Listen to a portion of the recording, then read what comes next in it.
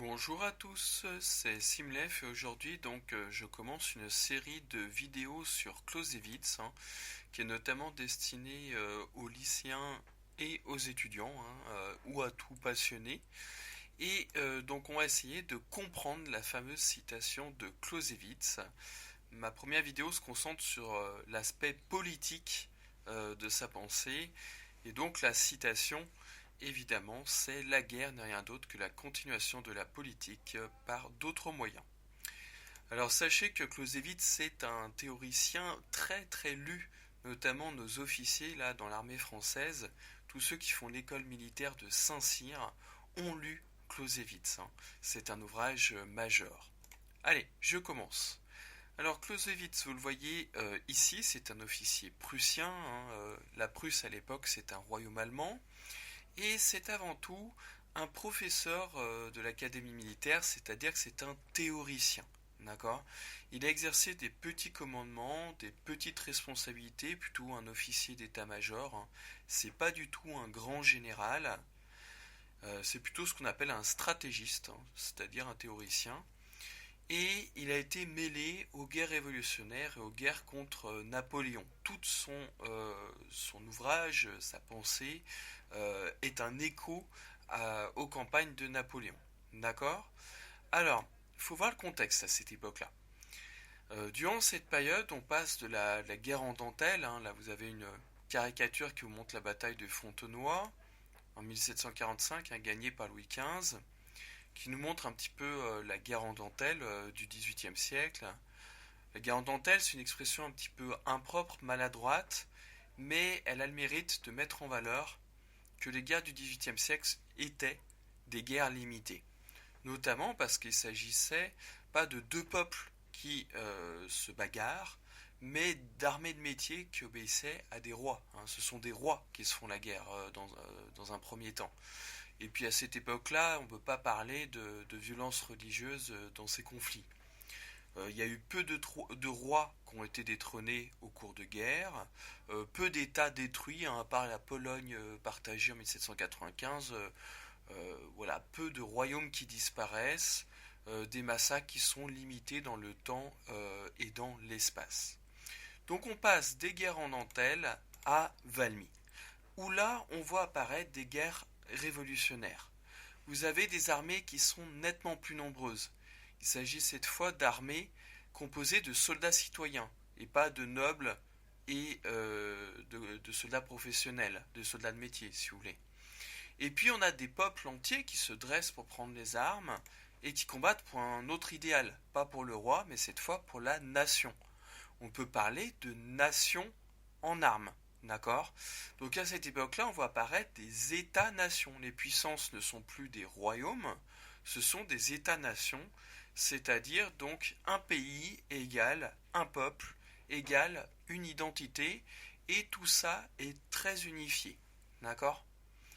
Donc ça, c'est pour le contexte. Maintenant, ah oui, dernier élément par rapport à ce contexte, aussi un autre symbole à part la bataille de Valmy, la bataille de Leipzig en 1813, perdue par Napoléon. Vous voyez que sur cette bataille, vous avez d'immenses effectifs qui s'affrontent, à peu près 300 000 hommes d'un côté contre 165 à 190 000 hommes côté français, avec quand même beaucoup de morts. Là, c'est vraiment un affrontement qui est gigantesque, et d'ailleurs, Leipzig, on l'appelle la bataille des nations. C'est son surnom. D'accord. Donc vraiment une période de changement, de rupture. Et Clausewitz écrit pile à ce moment-là, au cours des guerres révolutionnaires et napoléoniennes. Voyons là la citation elle-même célèbre de Clausewitz. Je vais essayer de la reformuler pour que vous la compreniez davantage. Ce qui veut dire dans un premier temps, c'est que la guerre est la suite logique. La guerre, si vous voulez, c'est la continuité. C'est une étape de plus dans des tensions entre les grandes puissances. C'est comme si vous aviez une sorte de métaphore où un conflit représenté d'abord par là des dialogues un peu tendus, ensuite des engueulades, des disputes violentes, une montée des tensions. Au niveau international, ce serait l'apparition de crises ou d'incidents de frontières, et enfin la dispute elle-même, la véritable bagarre. Et bien pour Clausewitz, la guerre, c'est que l'étape numéro 2 ou l'étape numéro 3 de quoi? De la politique étrangère. Ou, si vous préférez, ce n'est que la suite de la géopolitique, des relations internationales qui n'ont jamais cessé de fonctionner, si vous voulez, qui existent en permanence. Ce n'est que la suite logique de la compétition entre les grandes puissances. D'accord? Donc la guerre n'est que la continuité de la géopolitique ou des relations internationales entre les grandes puissances. Sauf que ce qui est nouveau, c'est l'apparition de moyens violents, de moyens brutaux. D'accord? Donc on ne fait pas que la guerre pour gagner les batailles, on fait la guerre pour accomplir des objectifs politiques. On fait la guerre pour soumettre l'adversaire à notre volonté. Là, un conflit est d'abord un choc de volontés qui sont différentes. D'accord? Donc voilà, on fait la guerre pour accomplir des objectifs politiques ou géopolitiques. Alors, quels sont-ils? On a des exemples récurrents.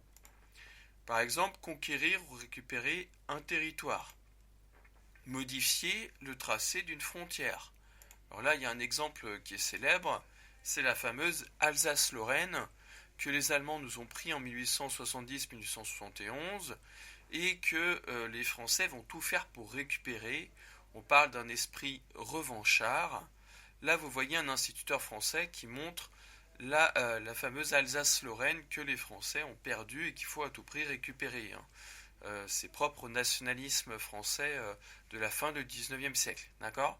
Donc on peut faire la guerre pour récupérer ou occuper un territoire, pour modifier une frontière à notre avantage, pour apparaître comme le plus fort, ou être reconnu comme une grande puissance. C'est le cas par exemple de la Chine, qui dans les années 1950-1960 attaque beaucoup de ses voisins, la Corée du Sud, Taïwan, l'Inde, tout ça, pour qu'elle soit reconnue au niveau international comme une grande puissance et pas comme une ancienne colonie, et pas comme un pays du tiers-monde. D'accord? On peut faire la guerre, donc là, cette illustration, c'est l'idée de faire la guerre pour être reconnu comme le plus fort par rapport aux autres grandes puissances. C'est aussi modifier un traité. On a été obligé précédemment de signer un traité défavorable, on fait la guerre pour le modifier. Là, le cas le plus célèbre, c'est évidemment le traité de Versailles, que Hitler appelait le diktat de Versailles. La Seconde Guerre mondiale, quelque part, n'est que la suite logique du traité de Versailles, qui était tellement contraignant, que les Allemands ont voulu le déchirer et le modifier.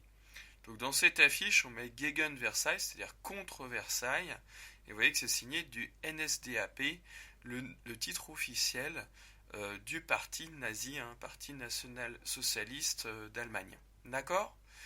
Voilà, ma vidéo est terminée, j'en ferai sans doute une deuxième et peut-être une troisième pour m'intéresser à ce qu'a dit Clausewitz sur la guerre elle-même, et puis pour savoir si sa pensée est toujours valide au XXIe siècle, à l'époque de la guérilla et du terrorisme. Merci pour votre écoute,